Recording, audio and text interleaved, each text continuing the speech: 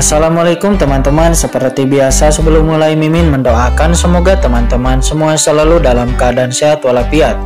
Oke, kali ini kita akan melanjutkan Martial Master versi novel bagian 1260. Bagi yang baru bergabung, selamat bergabung. Dan bagi yang belum subscribe dulu lah agar Mimin tambah semangat lagi nih bikin videonya. Oke, kalau sudah kita langsung masuk ke isi ceritanya.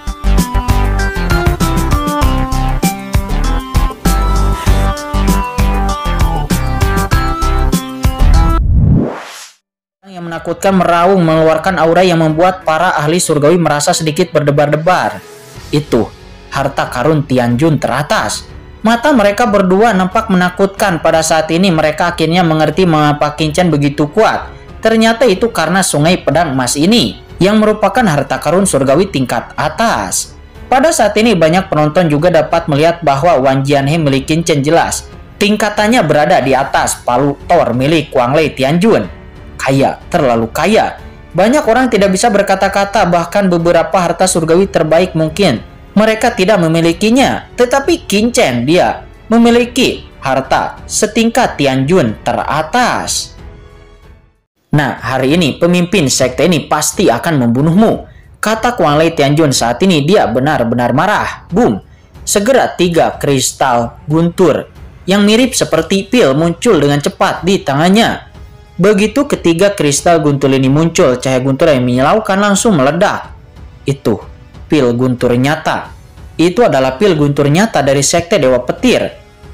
Melihat itu semua orang pun kaget. Namun ketika semua orang kaget, Kuang Lei Tianjun dengan cepat menelan ketiga pil guntur itu ke dalam tubuhnya. Saya kemudian melihat lengan Kuang Lei Tianjun membengkak dengan cepat dan kilat yang keluar dari tubuhnya menjadi lebih menyala-nyala, seolah-olah telah berubah menjadi kolam guntur. Cahaya guntur ini dengan cepat mengembun dan berubah menjadi cambuk guntur menyapu ke arah Qin. 5 cambuk guntur. Kuang Lei Tianjun meraung membakar kekuatan sucinya dan palu guntur didesak secara ekstrim. Dikombinasikan dengan 5 cahaya guntur dan kilat itu jatuh ke arah Qin lagi. Saat ini aura di tubuh Kuang Lei Tianjun langsung melonjak tanpa alasan yang jelas. Melihat adegan ini, semua ahli Tianjun yang tak terhitung jumlahnya di arena nampak berdiri dengan kaget. Pada saat ini napas yang mereka rasakan dari Kuang Lei Tianjun berubah.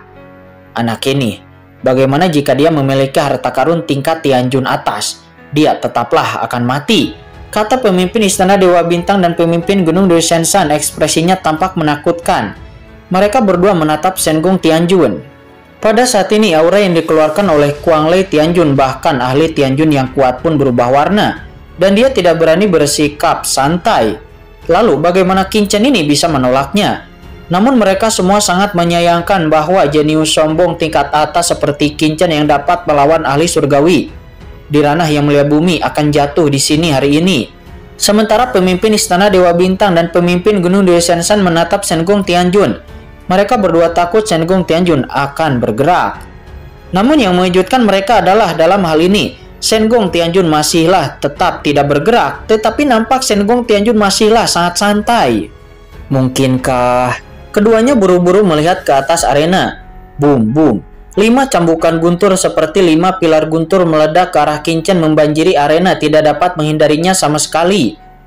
Namun nampak di bawah cahaya guntur Qin mencibir di sudut mulutnya. Petir 5 dengan cambuk konyol bermain guntur di depanku. Apakah orang ini tidak tahu bahwa serangan terkuatku adalah guntur? Kata Qin. Dia berkata dengan dingin. Tiba-tiba dari tubuh Qin ada badai guntur yang melonjak.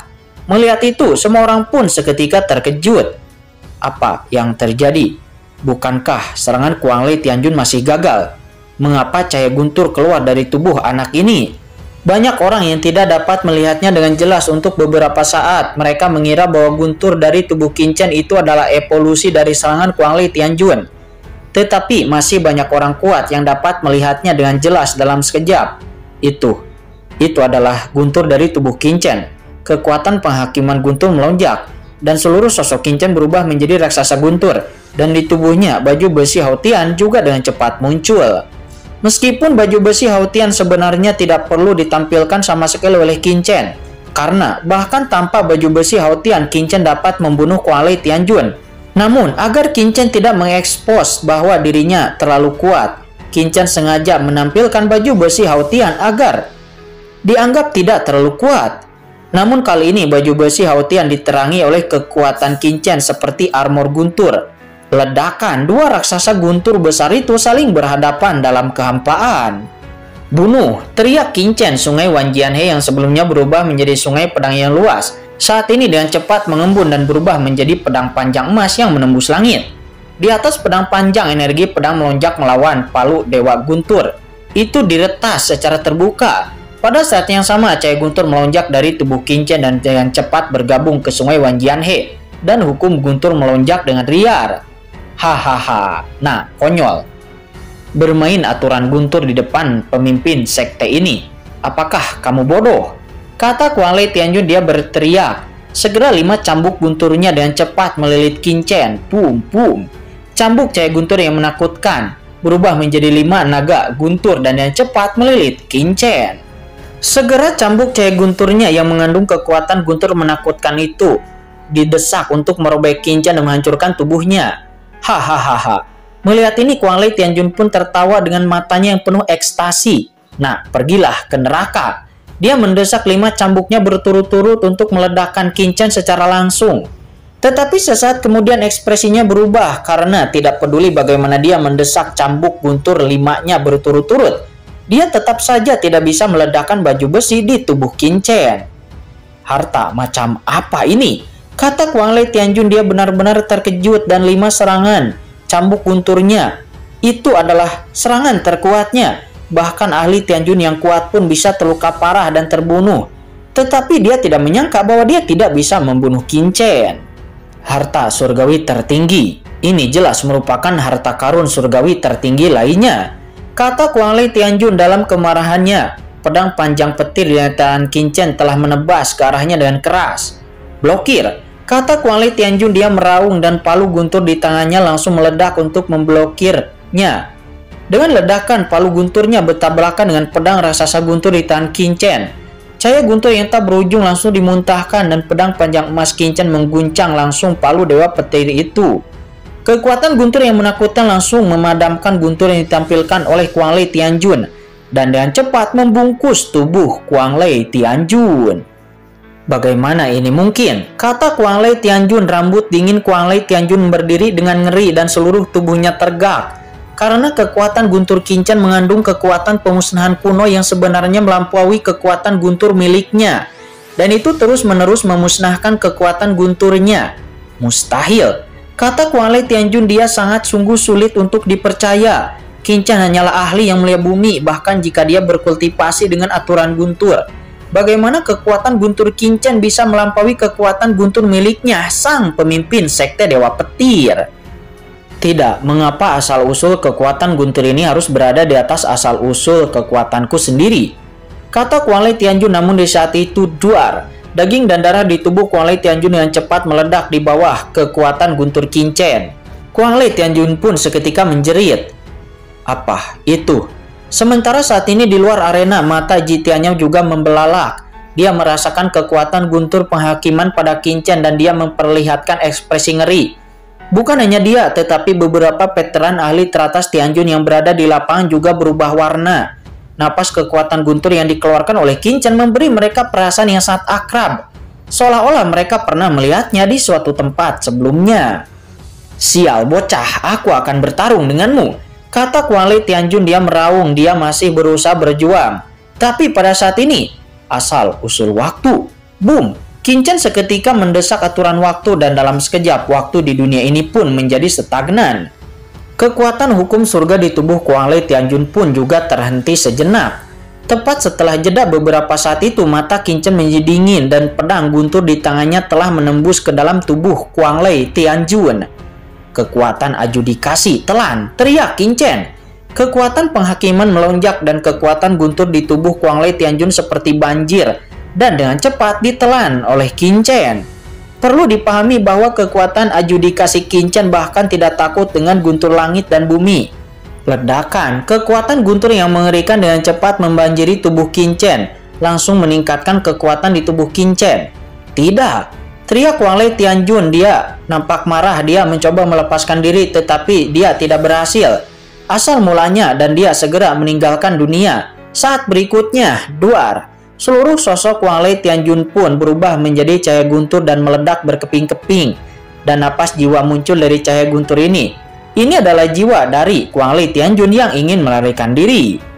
Tidak baik. Melihat ini, pemimpin Istana Dewa Bintang dan pemimpin Gunung Dewa Sensan langsung merubah ekspresi mereka berdua. Dan mereka berdua akan mengguncang sosoknya untuk naik ke arena. Keduanya, pertarungan belum berakhir. Jadi kenapa harus repot-repot? Kata Senggong Tianjun. Senggong Tianjun tiba-tiba tertawa kecil. Entah kapan sosok Senggong Tianjun sudah sampai di depan mereka berdua lalu menghentikan mereka berdua sambil tersenyum. Saya mengaku kalah. Di atas arena, kekuatan jiwa Wang Lei Tianjun dengan cepat meraung. Dia ingin mengakui kekalahannya. Namun sebelum dia dapat menyelesaikan kata-katanya, sungai pedang yang menakutkan terbang lewat dan jiwa Wang Lei Tianjun langsung dimusnahkan dan menghilang ke dalam kehampaan. Palu guntur besar, harta karun milik Wang Lei Tianjun itu jatuh dari langit dan mendarat di atas arena. Di saat yang sama ada juga cincin penyimpanan milik Wang Lei Tianjun dan beberapa pakaiannya yang rusak. Adapun sosok jiwa Wang Lei Tianjun sendiri saat ini itu telah menghilang sepenuhnya. Qin Chen kemudian menyimpan palu guntur dan cincin penyimpanan milik sang master sekte dari sekte Dewa Petir itu. Dan di atas arena, cahaya guntur dan cepat dimusnahkan. Wan Jianhe milik Qin Chen juga langsung disimpan kembali berubah menjadi pedang emas lalu menghilang. Dan baju besi Hao Tian juga menyatu kembali ke dalam tubuh Qin Chen. Apakah masih ada orang lain yang ingin menantang? Kata Qin Chen, dia berkata dengan acuh tak acuh seraya melihat semua penonton yang saat ini telah sepenuhnya tercengang. Sekarang Qin Chen hanya berdiri di atas arena, sangat tenang dan sangat tenang. Dengan senyuman di wajahnya seperti anak kecil yang tidak berbahaya. Qin Chen melihat banyak ahli teratas yang hadir. Tampaknya ini merupakan hal yang sangat umum. Siapa lagi yang ingin menantang? Kalimat ini sangatlah tenang, tetapi kalimat seperti itu membuat semua orang yang hadir ngeri dan kulit kepala mereka mati rasa. Sangat buruk dan terlalu menakutkan. Qin Chen dikelilingi oleh gelombang guntur dan arena tempat pertempuran mengerikan telah meletus sebelum secara bertahap kembali tenang. Namun palu Thor yang jatuh ke tanah itu nampaknya sudah menghilang serta pecahan langit dan menghancurkan Wang Lei Tianjun membuat semua orang memahami bahwa pada saat ini sang master sekte dari sekte Dewa Petir itu telah meninggal. Seorang ahli Tianjun, ahli teratas dari 10.000 ras. Di medan perang 10.000 ras, ahli Tianjun itu cukup untuk memulai perang skala besar yang mempengaruhi nyawa dan kematian ratusan juta orang dari satu ras.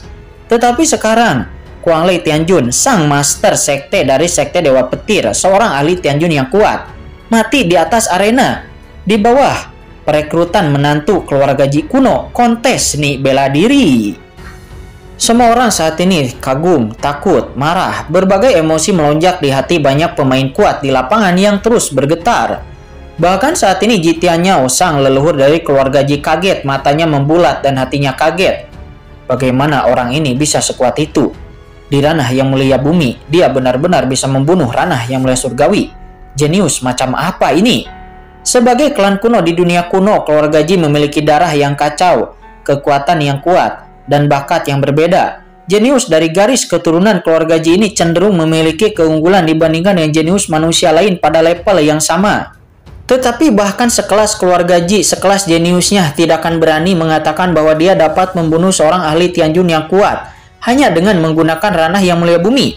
Tidak, apalagi ranah yang mulia bumi meskipun itu adalah ranah yang mulia surgawi.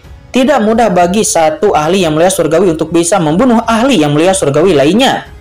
Tetapi sekarang, kesal, Ji Tianyao merasa bersalah jika dia mengetahui hal ini sejak awal. Ji Tianyao tidak akan menjodohkan Jiryu dengan patriark keluarga Xiao. Dan jika dia dapat memenangkan hati Tianzhuo dan Qin Chen ini, kepercayaan dirinya untuk bisa lepas dari penindasan keluarga Xiao pasti akan meningkat pesat. Namun kini dia sudah agak terlambat karena informasi yang ingin disampaikan Jiryu kepada kepala keluarga Xiao sebenarnya telah dikirimkan ke keluarga Xiao oleh Ji Nanan belum lama ini dan tidak mudah untuk bisa menariknya kembali. Brengsek. Pada saat ini pikiran Ji Tianyao mengalir deras. Dia terus berpikir, dia ingin melihat apakah ada cara untuk bisa meringankan hubungan antara dirinya dengan Tianzhuo dan hubungan dengan Qin Chen. Misalnya melepaskan Jiryu dan Jiwuxu dari gunung penjara, atau misalnya memberikan mereka kepada keluarga Xiao dengan imbalan seseorang. Namun, itu mudah diucapkan tetapi sulit untuk dilakukan. Tidak hanya Ji Tianyao yang terkejut, tetapi di luar keluarga Ji dan di kejauhan keluarga Xiao, keluarga Ye, keluarga Jiang, ketiga keluarga kuno itu juga nampak tercengang. Sulit dipercaya. Kelompok orang ini kaget dan mereka terdiam. Klan-klan kuno di dunia kuno ini telah mewarisi dari zaman kuno mengklaim mereka sebagai ras manusia sejati dengan darah bangsawan. Oleh karena itu, meskipun ras kuno diklaim sebagai ras manusia selama ratusan juta tahun, tetapi mereka sengaja memisahkan diri dari ras manusia biasa karena penghinaan. Tapi sekarang mereka semua dikejutkan oleh kekuatan Qin Chen. Mereka telah memikirkan kemungkinan yang tak terhitung jumlahnya. Misalnya Qin Chen dipenggal oleh Kuang Lei Tianjun. Contoh lainnya, Qin Chen mengaku kalah di bawah Kuang Lei Tianjun. Atau Qin Chen menahan serangan Kuang Lei Tianjun lalu diselamatkan oleh Shen Gong Tianjun. Kemungkinan yang paling dilebih-lebihkan adalah Qin Chen dan Kuang Lei Tianjun akan berimbang. Tetapi mereka tidak pernah memikirkan kemungkinan yang terjadi di depan mereka saat ini, yaitu Kuang Lei Tianjun dipenggal oleh Qin Chen. Mereka semua terkejut, sungguh sulit dipercaya. Qin Chen, patriark keluarga Xiao itu bergumam, matanya meledak dan dia menoleh untuk melihat ke arah keluarga Ye dan keluarga Jiang. Dari mana jenius seperti itu yang muncul tiba-tiba di ras manusia? Apakah kalian tahu? Mendengar itu, patriark keluarga Ye pun lalu berkata, "Patriark Xiao, putra ini berasal dari surga umat manusia. Dikabarkan bahwa dia adalah putra suci dari Tianjuo. Dan dikabarkan bahwa anak ini juga menerima warisan dari Papilun Pedang Tong Tian." Dunia kuno meskipun itu tertutup, tetapi dunia kuno tidak buta terhadap hal-hal yang terjadi di luar. Informasi Qin Chen bukanlah rahasia besar. Jadi keluarga Ye dengan cepat menemukannya. Papilun Pedang Tong Tian. Mata patriark keluarga Xiao itu menyipit. Ini merupakan kekuatan yang luar biasa, kekuatan tertinggi umat manusia purba. Di zaman kuno itu tidak lebih lemah dari keberadaan pengrajin yang mengerikan, pemimpin pendekar pedang manusia, leluhur pedang leluhur Tong Tian, bahkan lebih mampu untuk mencapai langit. Di zaman kuno, iblis berkolusi dengan orang-orang kegelapan dan tiba-tiba melancarkan serangan terhadap beberapa kekuatan utama di alam semesta yang mungkin mengancam mereka. Dan Papilun Pedang Tong Tian itu adalah salah satunya. Namun akibatnya, meski Papilun Pedang Tong Tian hancur, tetapi ras iblis pun juga mengalami kerugian besar. Bahkan salah satu pemimpin ras kegelapan dikabarkan gugur dalam pertempuran tersebut. Informasi ini dianggap rahasia dari kalangan ras manusia biasa dan dirahasiakan. Namun ini bukan rahasia di hadapan para ahli di dunia kuno seperti patriark keluarga Xiao. Tidak heran, itu ternyata adalah warisan dari Papilun Pedang Tong Tian. Kata patriark keluarga Xiao, dia sedikit terkejut, tetapi dengan cara ini beberapa penjelasan itu masuk akal. Menarik. Jenius keluarga Ji manakah yang disukai oleh Qin Chen itu? Apakah itu adalah Ji Xinyi? Kata pemimpin keluarga Xiao itu, matanya berkedip. Namun mendengar itu, patriark keluarga Ye menggelengkan kepalanya lalu menjawab, "Tidak, saya mendengar bahwa ini adalah seorang wanita bernama Jiryu. Orang ini bukan berasal dari keluarga Ji, dikabarkan bahwa dia bangkit dari alam bawah." Jiryu. Mendengar nama ini, mata patriark keluarga Xiao itu berbinar. Tetapi dia memikirkan sesuatu yang menarik. Menarik, ini sangat menarik, kata patriark keluarga Xiao. Nampak dia tersenyum. Dia pun segera memikirkan sebuah rencana di dalam hatinya. Namun pada saat ini, masalah di sini telah melampaui ekspektasi awal dari patriark keluarga Xiao, dan bahkan ini terkait dengan sisa-sisa keluarga Ji. Maka, patriark keluarga Xiao memutuskan bahwa hal ini harus dilaporkan kepada leluhurnya, karena dia sendiri tidak bisa mengambil keputusan. Segera patriark keluarga Xiao itu pun diam-diam menyampaikan informasi tersebut. Sementara saat ini di keluarga Ji, Qin Chen berdiri dengan bangga di arena. Kenapa belum ada yang naik ke arena? Kata Qin Chen dengan ringan. Namun semua orang saling memandang di lapangan dan tidak ada yang menjawabnya sama sekali. Karena saat ini siapa lagi yang berani untuk menantang Qin Chen? Bahkan generasi tua seperti Kuang Lei Tianjun pun dibunuh seperti itu. Mereka semua bukanlah orang bodoh. Mereka mungkin tidak akan bisa mengalahkan Qin Chen. Bahkan jika mereka bisa mengalahkan Qin Chen, mereka akan menyinggung Tianjuo. Siapa yang rela melakukan itu demi seorang wanita yang bahkan belum pernah mereka lihat? Apakah itu masuk akal? Tentu saja ada juga orang yang tertarik dengan harta surgawi terbaik milik Qin Chen, akan tetapi mereka langsung hela napas dalam karena terlalu sulit untuk bisa membunuh Qin Chen di bawah pengawasan Shen Gong Tianjun. Keuntungannya tidak sebanding dengan kerugiannya. Untuk sementara, Qin Chen mengejutkan semua orang yang hadir. Melihat tidak ada yang berbicara, Qin Chen segera menatap pemimpin Istana Dewa Bintang dan pemimpin Gunung Deoshenshan dengan mata marah dan terkejut lalu mencibir. Keduanya, "Apakah kalian berdua ingin naik ke arena sendiri?" kata Qin Chen dia mencibir. "Kalian berdua, aku tahu kalian berdua sangat ingin membunuhku. Pada awalnya di warisan Papillon Pedang Tongtian, banyak ahli di bawah komando kalian ingin membunuhku, tetapi mereka gagal. Keduanya juga mengirim Shidoru dan Yang Mulia Juesan dan mereka masih ingin membunuhku, tetapi mereka gagal. Ya, aku juga lupa mengatakan alasan mengapa Shidoru dan Yang Mulia Juesan menghilang sebenarnya. Mereka berdua dibunuh olehku. Sekarang keduanya juga membiarkan keturunannya datang, tetapi mereka juga mati. Bahkan pemimpin Sekte Dewa Petir Kuanglin Tianjun juga dihasut oleh keduanya untuk mati. Selanjutnya, apakah kalian berdua juga akan naik arena sendiri? Cepatlah lakukan, karena aku khawatir ketika aku besar nanti, keduanya tidak akan memiliki kesempatan itu lagi," kata Qin Chen dia mencibir. Mendengar kata-kata Qin Chen, tiba-tiba penonton terguncang. Satu batu menyebabkan ribuan gelombang. Apa? Ada hal seperti itu yang tidak terduga. Pemimpin Istana Dewa Bintang dan pemimpin Gunung Deoshenshan sudah lama ingin membunuh Qin Chen ini dan sudah kehilangan dua kelompok orang. Tidak heran. Pada saat ini semua orang tiba-tiba mengerti mengapa pemimpin Istana Dewa Bintang dan pemimpin Gunung Deoshenshan selalu memprovokasi Qin Chen sejak awal. Ternyata kedua belah pihak sudah lama berselisih.